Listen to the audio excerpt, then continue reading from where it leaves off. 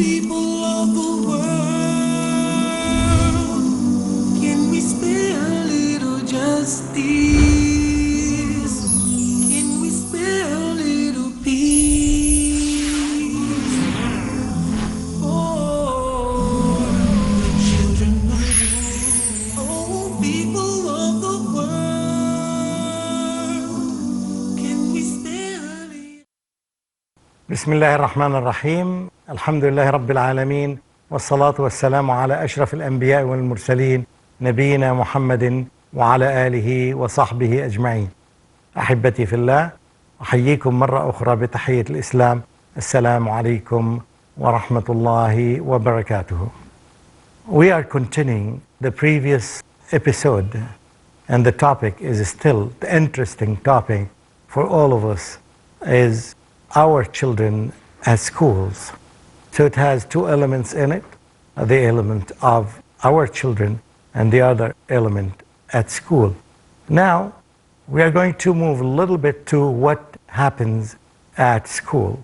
For example, we're going to look deeply into an issue which is not very technical to help you understand some of the processes that happen at school, which is the teaching methodology, which is sometimes known as the teaching strategies, or in some cases, some people prefer to use the word teaching techniques. Whatever the teacher does at school, at classroom, in the classroom, with the students to achieve his or her goal. That's what we mean generally by the teaching method that a teacher uses in the classroom. And it is not necessary that he or she would be consistent. It depends on the nature of the text or the nature of the exercise that he or she does in the classroom. You will find me using most of the examples that I will mention relates to Arabic or relates to Islamic studies or Islamic education, mainly because most of the audience, as we get feedback from them, they need a lot of guidance in this issue. For example, what is the teaching methodology or the strategies that the student get from the teacher? What does the teacher do in the classroom? For example, when the teacher teaches Arabic, and here there are two types of Arabic. Arabic as a native language, the language that's spoken at home for the native speakers, and Arabic as a foreign language when a non-Arabic student, a non-speaking Arabic student learns Arabic. In this case, it becomes, for him, it's a foreign language, and that's why we will continue using this term Arabic as a foreign language for a student whose native language originally is English or Urdu or another language, and he is learning Arabic as a second language, versus the students, the Arab students who learn Arabic language. There is a difference. Now, when you visit some classrooms, you will find some teachers begin with the young students, whether these young students in the kindergarten or they are in the primary stage. You will find a common practice among teachers is that they begin teaching with the alphabet, the Arabic alphabet. When you ask the teacher, why do you begin with the alphabet? He would say that this is the nature of the books that I use. Or sometimes a teacher would answer you by saying that this is how I learned the language. And here we need to raise the level of understanding and awareness of the teachers, and I hope they benefit from this. You learned Arabic as a native speaker of Arabic in a different way than a foreigner would learn it. For example, when you were young, the first skill that you acquired when you learned Arabic was the skill of listening.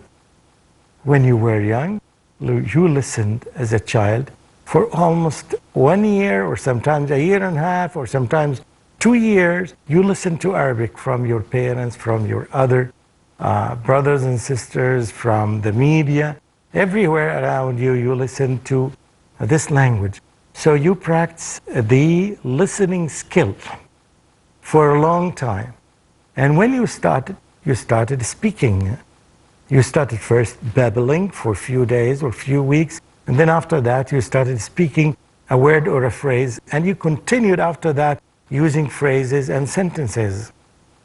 You never learned Alif Ba before you spoke, so you spoke first. So the first skill that you acquired or you learned was listening, and the second skill was speaking.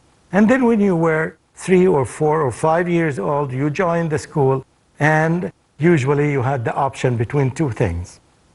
Either the teacher would begin with you by reading, or the teacher begins with you by teaching you writing the alphabet, because these are the two missing skills that you did not learn. You learned to listen to the language, the listening skill, and you learned the speaking.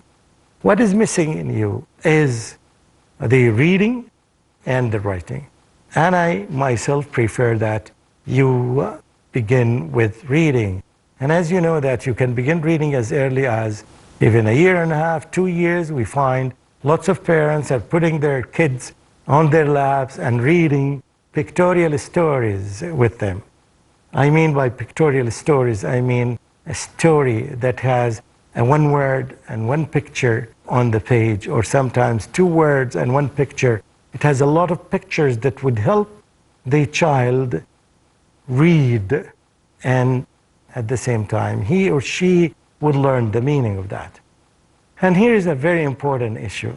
When the child really learns how to read the word, he does not read the word by reading the alphabetical order of the word. For example, feel, which means elephant. Yeah, the child does not read the fa and the ya and the lam and he pronounces feel. No, he reads the word as a whole, as a picture, as a logo.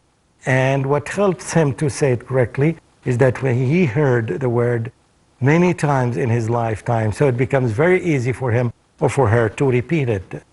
So now the time for reading. And sometimes we call it fake reading because the child really is not reading, but he is memorizing the word because he has seen the word many times and he has seen the picture beside it. And that's why it becomes very easy for him to say feel. And then the second page, the word is repeated, or the third page and the fourth page, and so on. And by this slow way of reading, the child develops his reading. And then what is missing at that time is that the writing skill. So it becomes natural when the child goes to school, they would teach him the alphabet. Now, we have to remember, this is teaching a language for the native speakers of that language. When we try to apply this to the non-native speakers or the learners of the language as a foreign language, for example, Arabic or English, we would find that some teachers, I don't want to say most teachers, would start teaching the alphabet to the students. And by doing this, we are missing the listening skill, we are missing the speaking skill, we are missing the reading skill, and we begin from the end. You see the difference? If we are doing this, we are putting a lot of pressure on our students when they learn a foreign language. In fact, we should teach the same sequence that we have gone through. In other words, that we should teaching the listening skill first before we teach the writing skill. In other words, if I'm teaching the child the word feel, I would have a picture of the elephant or have a real object that represents the elephant, and we can talk about it. هذا فيل, and then رأيت الفيل في الحديقة. هل عندكم فيل؟ نعم عندي صورة فيل. من يأتي لي بصورة فيل؟ يدور الفصل. The whole lesson can go about this by talking more and more and more about this word and using it in different contexts and letting the children talk and talk and talk. I have heard about an experience that In some countries, in the Western countries, when they teach French, they decided to make the first year, all of it, no use of books at all. It's just conversation. And this is exactly what happened. We learned our native language. It's pretty similar to it, and we're trying to make it as natural as possible. Now it's time to take a break, and we'll come back after a very short time. Wassalamu alaikum wa rahmatullahi wa barakatuhu. Assalamu alaikum wa rahmatullahi wa barakatuh. My dear audience, welcome back to this episode that talks about teaching methodologies. Before the break, we were talking about slight comparison between teaching a language, or between teaching Arabic, especially to the Arabs, and Arabic to the non-speaking Arabic students, which we call it Arabic as a foreign language. And we gave the example that some teachers begin with the alphabet simply because the textbook that you use begins with the alphabet. And we all the time try to tell the teachers, we want you to look at the book as a tool that you can use it in the way that you want to use it. It's not a must, it's not an obligation upon you. You can take it, you can modify it, you can add to it from other books. You can change the method that is adopted by the book or the exercise. It depends on how you look at your objectives that you want to achieve. So now going back to the beginning of teaching of alphabet in the beginning, in the early days, this impedes the ability, this delays, this hinders the ability of the student to speak, to express himself or to express herself. The speaking ability is the most important thing in learning any language. When you see somebody speaks the language very well, you say that he or she speaks the language very well. So this is the language. The language is not learning these words, these letters, these alphabet. You go to school sometimes and you visit some classrooms and you find the students spend a whole hour or 50 minutes or sometimes 30 minutes teaching the children one letter. And one time I visited the school and visited a classroom, and after the end of the class, I asked the teacher, tell me the result, the outcome that you have achieved during this time. She simply said that the students perfected writing the letter ba. I said, in reality, does anybody stop you on the street and asks you how to write the letter ba? It does not have practical impact. She said, no. And I said, why did you do this? She uses the same answer that the book goes as such. Again and again, the teacher should step by in the back, prepare the lesson, and look into what did he or she achieve by the end of the lesson. Did she achieve a goal like practicing the skill of the students? She just taught them how to draw. In fact, this is called drawing. Even this is not considered writing because the students are not writing free writing or extended writing. So now we need to look into the matter deeply and see a different way. We would see other languages are taught differently. We would see English is taught differently, and you can delay even teaching the letter until the end. But the most important thing is to create some activities, is to do some activities in the classroom that would encourage students to practice these other skills that are more important than drawing. When we talk to them, when we tell them a story, and then we ask them some questions about these stories, what to guess and to see and to measure their understanding, it's more beneficial to them. When we get a tape recorder, or when we use a videotape, or when we use a CD in classroom and ask the student to listen, I'm talking here about young students, young children at school. When you let them listen to authentic language by native speakers, and this is very much recommended, instead of the teacher himself is doing the role of 3 or 4 characters in the story. And I would say that the father said so, and the mother said so, and the child said so, and his sister said so, and would say the statement, he would really have something recorded by a family that has a father and a mother and a daughter and a son who would play actually these roles. So when the children here listen to this, they are listening to authentic language in a real life situation. Then the teacher can develop this by asking the students, what did the father say? What did you understand from the brother? What did you understand from the sister? And then after that, you can replay it 1 or 2 or 3 times until the children themselves are capable of playing the role of different characters. This is real life language. This is real practicing the language. They practiced listening to this conversation and dialogue, and then now it's their role to practice it in reality.